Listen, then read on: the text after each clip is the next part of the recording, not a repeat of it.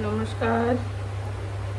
আজকের দুপুরে আমার সকল পরিবারকে, আমার সকল বন্ধুকে আমার অনেক অনেক ভালোবাসা, বড়দের আমার প্রণাম, ছোটদের প্রতি অনেক অনেক প্রীতি, শুভেচ্ছা এবং ভালোবাসা। তো চলে আসছি আজকেও রোজকের মতো রান্নাঘরে দুপুরে। আজকে শুক্রবারের দুপুরে রান্নার আয়োজন নিয়ে। তো প্রথমেই আমি দেখিয়ে নিচ্ছি, দেখুন আজকে কি আমি রান্না করছি। তো আজকে বিশেষ কিছু নেই রান্নার, আজকে শুধু ভেজ। তো দেখুন আয়োজনে কি রয়েছে।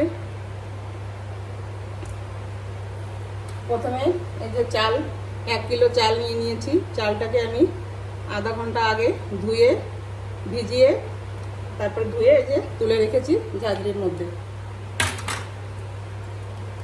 তো রান্না করব আজকে আমি পোলাও, ভেজ পোলাও। তো দেখুন রান্না করার জন্য এই যে পোলাও রান্নার জন্য নিয়ে নিয়েছি কাজু, কিশমিশ আর এই যে পেস্তা বাদাম, আর সঙ্গে একটা জায়ফল নিয়েছি, এটা শুধু ফাটিয়ে এর মধ্যে দিয়ে দেবো।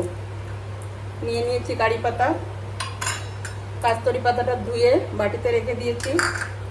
নিয়ে নিয়েছি লবঙ্গ, দারচিনি, এলাচি, বাটিতে ভিজিয়ে নিয়েছি আমি কাজু, আর এটা হচ্ছে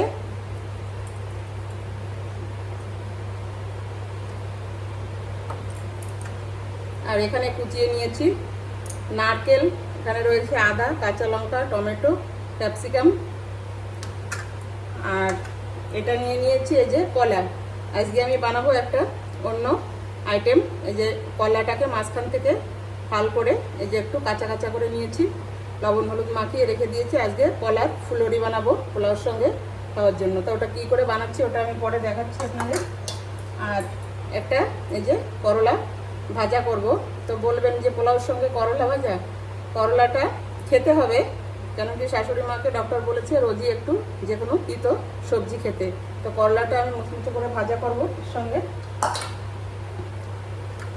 আর এখানে নিয়ে নিয়েছি এই যে আতপ চাল, এটা গোবিন্দভোগ চাল, এটা ভিজিয়ে রেখেছি। এটাকে বেটে এই ফুলুরিটা করার জন্য। তো এর সঙ্গে একটু বেসনও অ্যাড করব।